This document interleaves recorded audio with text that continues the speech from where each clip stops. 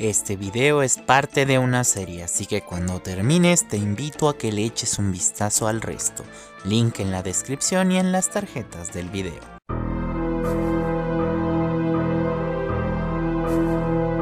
Tras nuestra inmersión en aguas abisales, el manga se encontraba en un punto crítico. No porque la historia se fuera a ir al carajo o algo parecido, sino porque Nakatani Nio nos mostró que nuestras protagonistas se encuentran figurativamente en el fondo del abismo.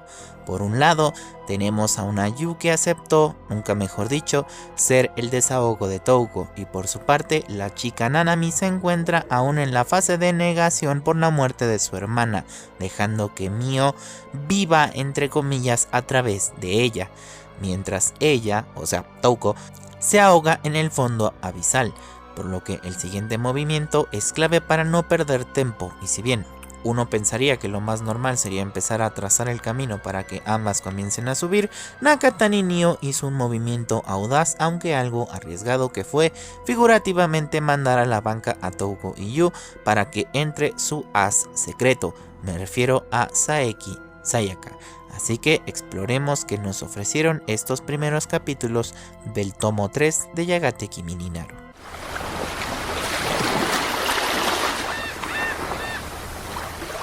El tomo 3 comienza con Koyomi interrogando a Yu respecto a cómo es Nanami Touko, algo un poco extraño, pero pronto nos enteramos de que es porque Koyomi se va a hacer cargo del guión de la obra y pensó en escribir a los personajes con base en la personalidad de los actores.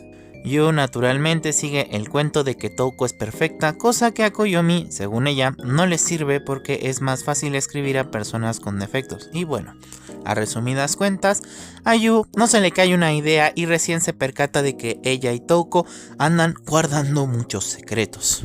Y bueno, ahí llega Akari a interrumpir la escena. Una de las pocas cosas que no me gusta de Yagate Kimi ni Naru es que a veces siento que le dan demasiadas vueltas a lo tonto a algo obvio. No sé qué necesidad tiene Yu de recalcar que ella y Touko tienen muchos secretos, cuando en los dos tomos anteriores el manga te lo ha dejado más que claro. Ahora, una cosa que me hace ruido acá es lo cerrada de mente que es Koyomi respecto a la aparente perfección de Touko. Porque a mí, por ejemplo, se me ocurren dos salidas plausibles. La primera, si tanto le molesta a Koyomi la perfección de Touko, podría escribir a un personaje que sea todo lo contrario a ella, alguien mediocre que luche para destacar del resto, pero que no se rinda porque tiene una motivación oculta o algo así. Y la segunda es darle un giro a su personaje, haciendo que esa perfección sea una simple fachada que sirva para ocultar algo más profundo. Digo, no es como que la obra de teatro vaya a ser una alegoría a la historia que se está desarrollando en el manga, ¿verdad? Y bueno, me hace ruido porque si un pobre perdedor como yo pudo encontrar estas salidas, alguien que se ha estado sumergiendo en literatura debería poder hacerlo también. Pero mira, igual y solo le estoy dando muchas vueltas a lo tonto a algo diminuto. Continuemos. Esta escena, digamos, no tiene mayor importancia más allá de presentarnos a Riko Hakozaki, profesora de literatura contemporánea de estas tres, y pactar una reunión entre Yu, Koyomi, Touko y Sayaka. Y hablando de las senpais, tenemos otra microescenita de celos de Sayaka preguntando a su colega qué es lo que tanto le gusta de esa enana, y Touko se hace la mensa diciendo, bueno, es la única chica de primer año del consejo, ¿qué tiene de raro que nos llevemos bien? Y Sayaka, tragándose los celos, responde con un supongo que nada. Por cierto, me encanta el detalle de que Sayaka se hace la tonta diciendo Koito-san anda muy cooperativa, y eso que parecía muy reacia, como si no hubiera sido ella quien inició toda la bola de nieve, pero bueno. Touko nos regala una pequeña reflexión diciendo que Sayaka es amable de una forma diferente de Yu, ya que Sayaka no se mete más allá de lo debido. Ella solo le pide ser perfecta, y mientras Nanami interprete ese papel, Saeki no se asoma a ver lo que oculta. Sayaka exime los secretos de Touko que solo han ido en aumento. De nuevo, se recalca esto de los secretos. Bien, pasamos a una cafetería donde se reúnen nuestras muchachas. Ahí, la misma empleada que vimos en el capítulo 3 reconoce a Touko y medio se le insinúa, porque cuando Touko le dice qué buena memoria, ella responde que casi no la visitan estudiantes y es buena recordando las caras lindas. Y bueno, en una nota menos importante, nos enteramos junto con nuestras muchachas que la mujer de hecho no es una empleada, sino la gerente del café. ¿Importa esto? Aunque no lo creas, sí, ya lo veremos más adelante. Entonces, un par de halagos a Koyomi después vemos a una cara familiar ingresar al café. Se trata de Riko, la sensei de Yu y sus amigas, mostrándose muy familiar con la gerente. Son pareja, o sea, podría hacerme el boludo siguiendo el juego de que son amigas, pero no amigos, se tratan demasiado familiar como para ser amigas. Pero bueno, dejando de lado la plática trivial, esta escena sirve para dos cosas. La primera funciona en dos niveles. A nivel narrativo, sirve para poner a Riko al tanto de la situación de la obra de teatro. Y a nivel general, la obra le está comunicando al lector que Hakozaki es profesora adjunta del consejo. Pero no lo sabían porque se confía en la independencia de los estudiantes, razón por la cual tampoco el profesor de Yu las visita, y eso que es el asesor. Y lo segundo es que despierta en Sayaka una pequeña duda cuando vemos a la rubia mirar a esas dos, sospechando que hay algo que no les están diciendo. Bien, la reunión termina sin que haya pasado nada, las chicas se despiden y yo procedo a hacer una pequeña pausa. Bien, esta primera mitad del capítulo es un descanso, o si se quiere, un respiro. Luego del frenético cierre del tomo 2, estaba claro que teníamos que bajar las revoluciones, pero el que sea un respiro no significa que sea una pérdida de tiempo. Apenas inició el tomo, Nakatani Nio sigue construyendo a la obra de teatro como el punto de inflexión de Yagate Kimi ni Naru. Si lo piensas, la obra como tal no debería ser la gran cosa, podrían hacer cualquier porquería y seguir con sus vidas, pero en el momento en el que la Nio a través de Koyomi deja clara su intención de usar la personalidad de los personajes para hacer el guión, ya le está dando una nueva dimensión a la obra, a diferencia de, por ejemplo, las elecciones para presidente del consejo que fueron un mero trámite. Ahora, en menor grado también hay que destacar la introducción de Riko Hakozaki, ya que a diferencia del inútil de lentes que no ha hecho ni tiene pinta de que vaya a ser un carajo en la historia, a Riko con su introducción y relación con la gerente tiene pinta de que va a ser junto con Miyako, que se me olvidó pero nos revelan que sí se llama la gerente, algo más que figuras de decoración en el fondo como el resto de secundarios de esta historia. Bien, ahora toca hablar de...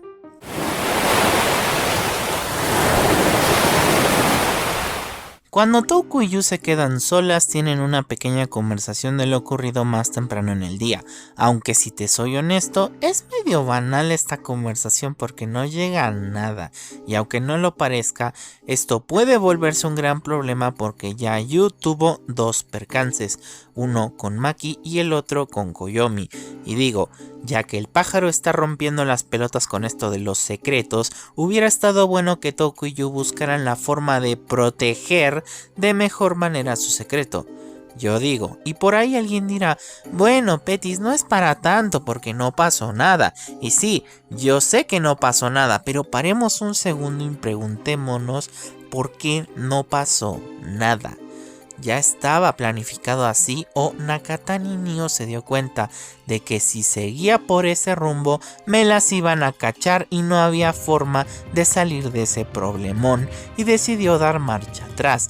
No lo sé, no tengo forma de saberlo, pero lo menciono porque me hace ruido que una autora que se obsesiona con enfatizar ciertas cosas de su historia al grado que llega a reiterar conceptos y situaciones al lector como si fuera un idiota, aunque bueno, viendo cómo es el fandom de Yagakimi es totalmente entendible, diera marcha atrás y de un momento a otro la relación de Touko y Yu jamás volvió a estar en peligro. Y eso, que situaciones que pudieron haber comprometido ese secreto no faltaron. Pero bueno, el resto de esta escena se puede resumir en que fue una manera muy tierna de avanzar una casilla en la relación de Touko y Yu, ya que, teniendo en cuenta que son japonesas, el decirse por su nombre delante de los demás, digamos que es un gran cambio y ponele que también es importante porque es lo que va a desencadenar las inseguridades de Sayaka más adelante. Así que bien jugado Nakatani Nio. Ahora, Pasamos de nuestra pareja joven a nuestra pareja adulta con Riko y Miyako. Esta escena funciona en dos niveles. El primero, meramente narrativo, sirve para darnos a conocer que Riko va a estar involucrada en la realización de la obra de teatro, además de informarnos que tiene formación en este ámbito, ya que Miyako nos dice que Riko daba clases de teatro. Y en el segundo, Nakatani Nio aprovecha para mostrarnos una pareja madura no solo en edad, sino aparentemente también emocionalmente, dándonos una visión platónica de lo que podría ser la relación de nuestras protagonistas en el futuro. No creo que sea casualidad que justo después de ver a Touko y Yu pasemos con Riko y Miyako. A mi forma de ver las cosas, se siente como si la Nio nos dijera algo tipo: esto es lo que son ahora y en esto aspiran a convertirse. Si ese es el caso, me resulta muy irónico que dichas parejas jamás llegaron a interactuar en el manga, pero bueno, con un tierno besito que seguro hizo a más de una lonchera suspirar mientras pensaba algo tipo: ah, yo también quiero vivir ese sueño Don Pool, terminamos el capítulo. Y bueno, solo para cerrar el punto, menciono esto de la pareja platónica porque si uno presta atención se dará cuenta de que estas dos parejas tienen una dinámica muy similar. Miyako es alguien muy dulce y amorosa, pero también es algo torpe, al igual que Touko, mientras que Riko es más estoica y centrada al igual que Yu. Pero bueno, ni me molesto en especular porque esto no quedó en nada. Bien, ahora toca hablar de...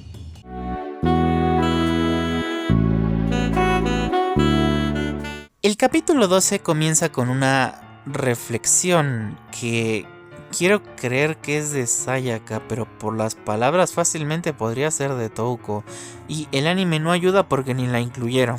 Pero bueno, una pequeña escena que se resume en que, bueno, se la están chupando la una a la otra intelectualmente hablando. Ya sabes, Sayaka tipo: yo no soy rival para Touko, y Touko de: no, ¿cómo crees? Si es bien difícil ganarte.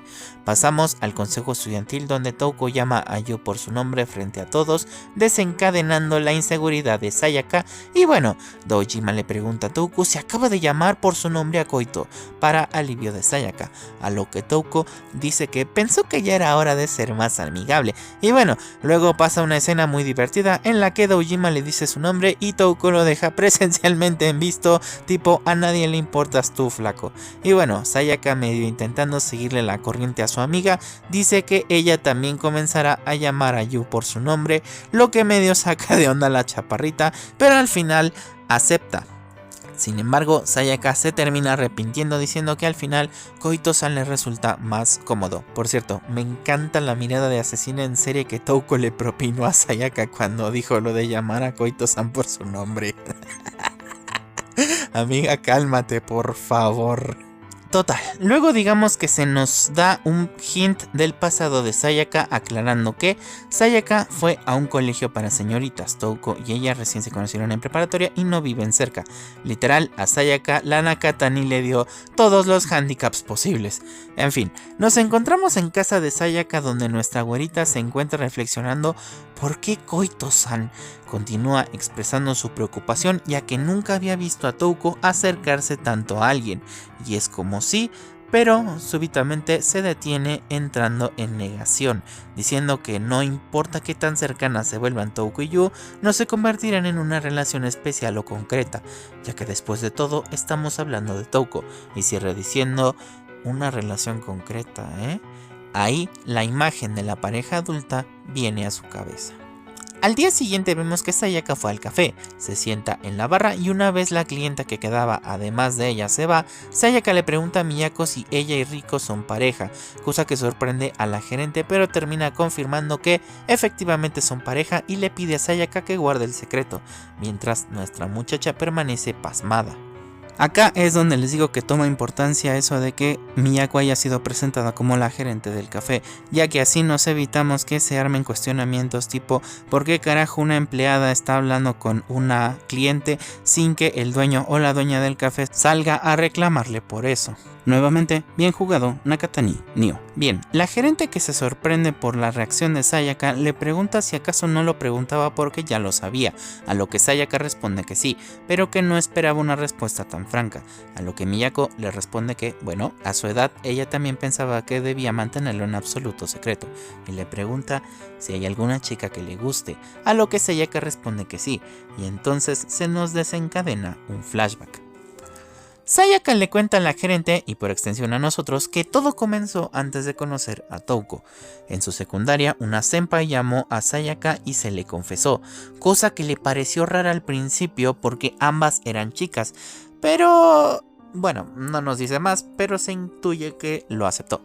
Cuando la senpai entró en preparatoria, cada vez se veían menos y Sayaka creía que al igual que ella, su senpai se sentía sola, hasta que un día la volvió a ver, pero esta le dijo que ya no eran niñas y que no deberían seguir jugando a que están saliendo, diciendo que fue un delirio momentáneo, ya que después de todo, ambas son mujeres, mientras Sayaka en su mente reclama que fue ella quien la hizo así. Tras eso, Sayaka decidió que lo olvidaría todo, expresando que ella también quisiera poder decir que fue un delirio momentario. Y bueno, vemos que se transfirió y en la ceremonia de ingreso se frustra por no haber sido la representante, excusándose que estaba distraída con cosas sin importancia y que los rebasaría a todos rápidamente.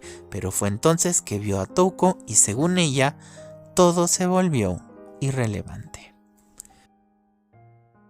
Así es, nuestra pequeña Sayaka se enamoró a primera vista. Y bueno, ¿cómo culparla? La pinche Touko es preciosa.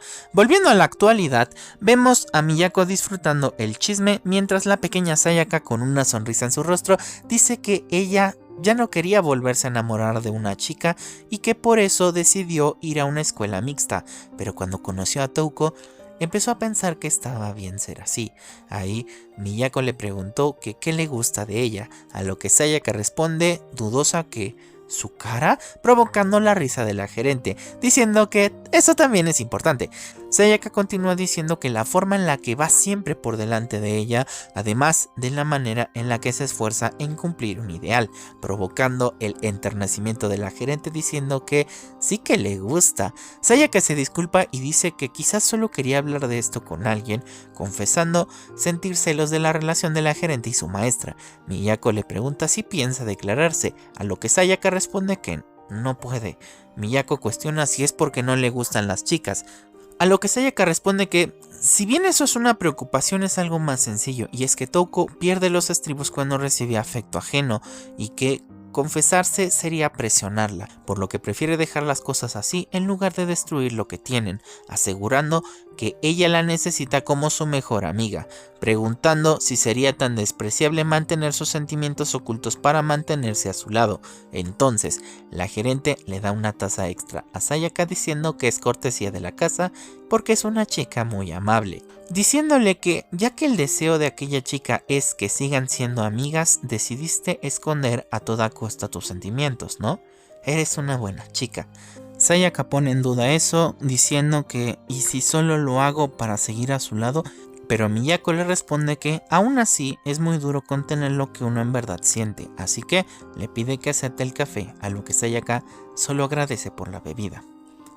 El capítulo termina con una escena muy bonita entre Sayaka y Touko en el que la chica Nanami vuelve a ganar, pero le expresa su gratitud a Sayaka por tenerla, ya que de lo contrario le sería todo más fácil y se confiaría, no solo en los estudios sino también en sus funciones como presidente y vicepresidenta, diciéndole que cuando piensa en que debe pararse frente a ella, siente como si se acercara un poco más al ideal que tiene de sí misma, así que espera seguir contando con Sayaka, dibujándole una sonrisa en el rostro a la chica Saeki, cerrando el capítulo con Sayaka diciendo que está satisfecha con esto y que pueden seguir así por ahora.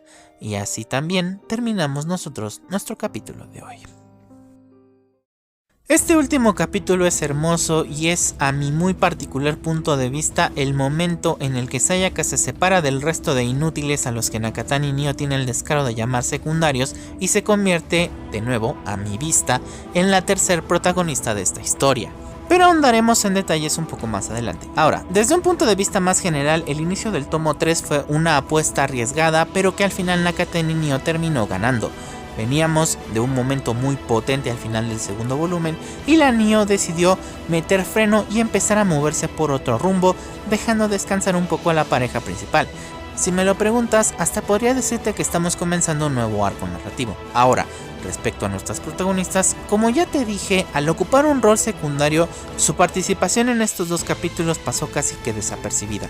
Más allá de ligeros chispazos como ese tierno momento casi al final del capítulo 11, y sí, ya sé que está el tema de los secretos, pero como ya lo mencioné, no es algo a lo que la historia le esté dando importancia, o al menos no la que se merece, y llámame exagerado si quieres, pero me molesta un poco que sea el caso, ya que la relación de estas dos no es algo menor, y no es porque sean las protagonistas de la historia, sino porque, como ya lo externó Yu en el volumen anterior, si se llega a saber que estas dos tienen un amorío, por decirlo de alguna manera, se va a hacer un escándalo y la reputación de Touko va a caer en picada, y en lugar de un happy ending tendríamos a los señores Nanami enterrando a sus 2 hijas.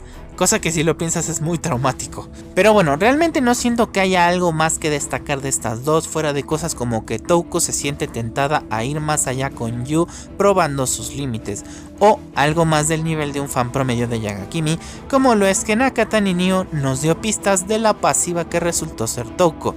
Así que eso del gran plot twist de que Yu resultó ser la dominante es solo la prueba inequívoca de su carencia de comprensión lectora, manga de hijos de puta. Otro de los puntos destacados, si se quiere, de estos 2 capítulos fue la introducción de Riko Hakozaki. Y, a ver, no es que me encante este personaje, pero entiendo por qué existe. Y, si me lo permiten, me atrevo a decir que le debe su existencia a Sayaka. ¿Por qué lo digo? Bueno, esto es una teoría mía, así que tómenlo con pinzas. En primer lugar, yo pienso que Nakata Ninio ya tenía la idea de relacionar a estos 2 personajes de antemano.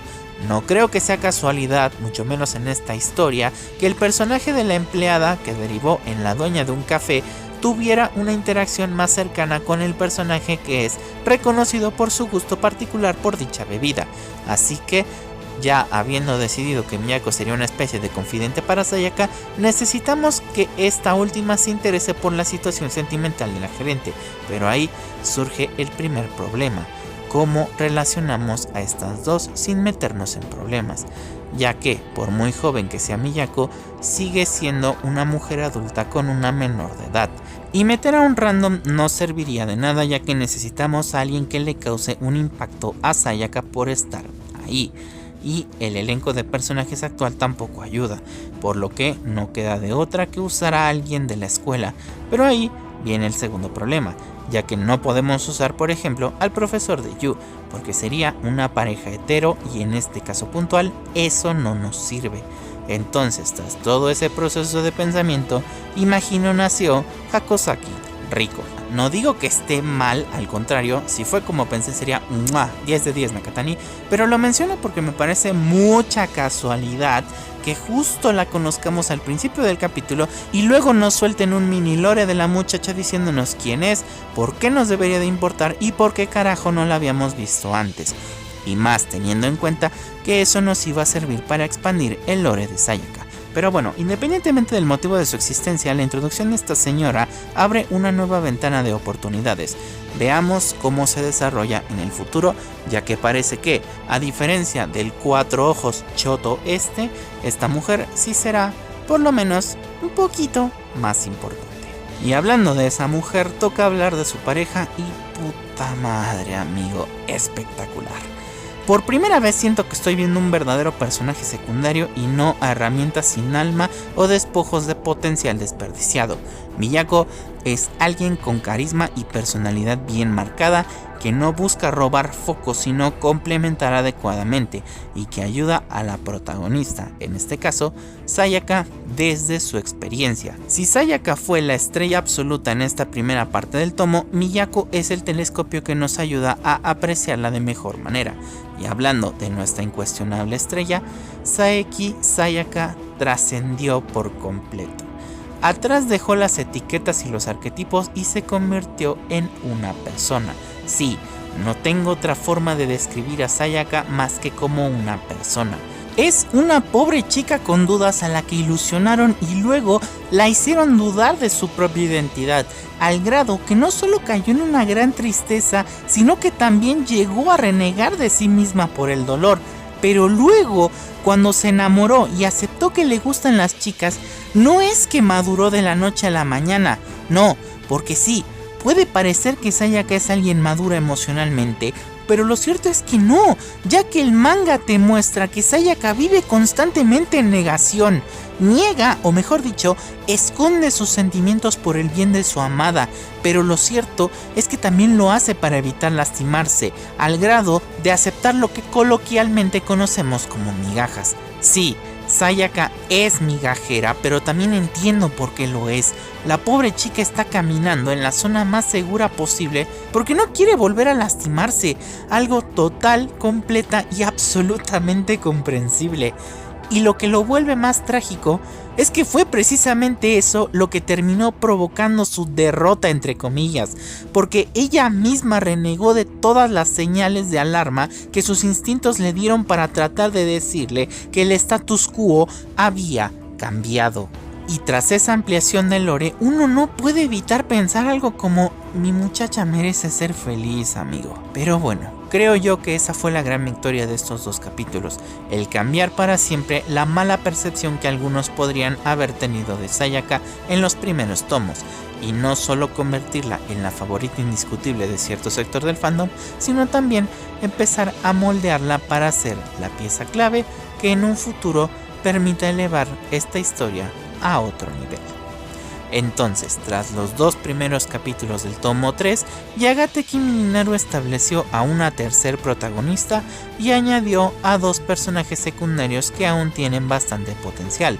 Cómo la Nio moverá sus piezas para avanzar su historia, lo averiguaremos en el próximo video. Como siempre, yo soy Petis y nos vemos hasta una próxima ocasión. Gracias.